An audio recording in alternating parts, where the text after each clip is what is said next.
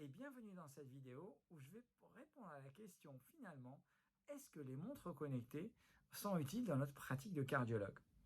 Et je vais répondre à deux questions.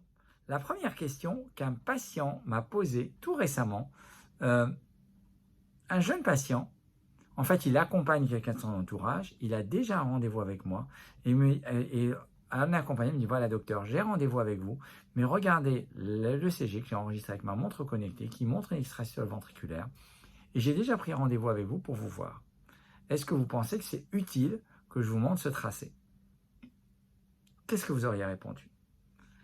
Avant que je vous donne ma réponse, merci de mettre un pouce bleu pour montrer que cette vidéo vous a intéressé et pensez à vous abonner et activer les notifications pour ne pas rater les prochains lives. Alors, je lui ai répondu, super, et que ça change complètement notre manière de faire de la médecine. Jusque-là, on avait des patients expérimentés de palpitations, on faisait des holters, ECG, de 24 heures, mais on pouvait, pendant cette période, ne pas enregistrer les symptômes du patient. Et donc, j'étais plutôt content d'enregistrer ces extrasystoles.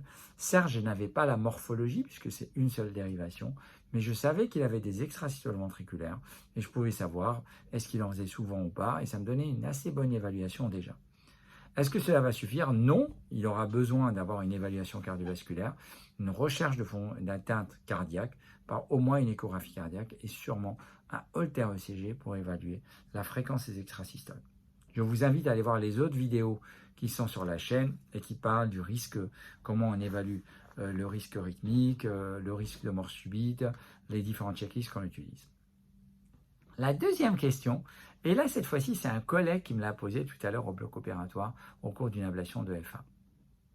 Le collègue me raconte l'histoire de son patient qui avait des palpitations évoluant de longue date et finalement il lui a conseillé une montre connectée et le patient, dès qu'il a porté la montre connectée, au bout de quelques heures, a fait son diagnostic et il avait une fibrillation atriale paroxystique très récidivante qui était même responsable d'une cardiopathie rythmique et c'est pour ça qu'il était là pour une ablation de la F1.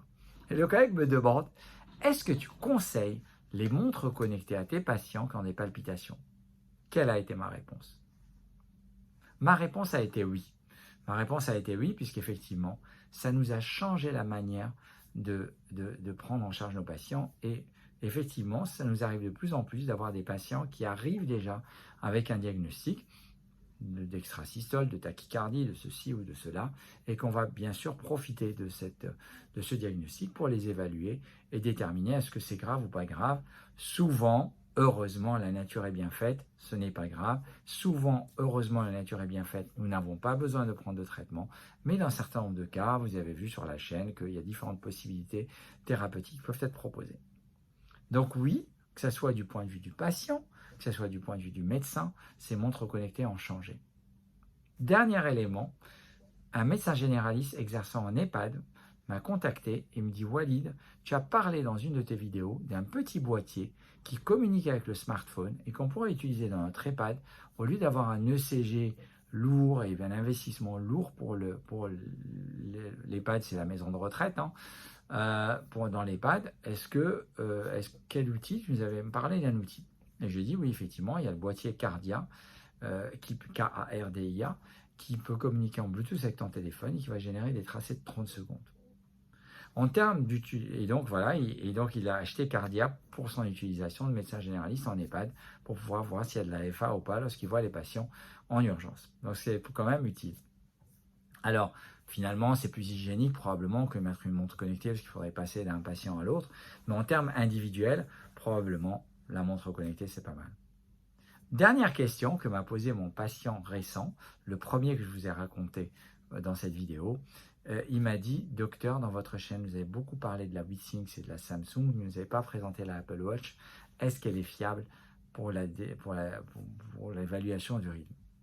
Oui, bien sûr qu'elle est fiable, puisque la Apple Watch, il y a même des études, il y a la Apple Heart Study, je pense que je l'ai traité dans une vidéo précédente, et si ça vous intéresse, mettez-moi en commentaire, je peux vous faire une vidéo sur la Apple Heart Study, qui est l'étude qui a évalué l'intérêt de la Apple Watch dans le dépistage de la fibrillation atriale.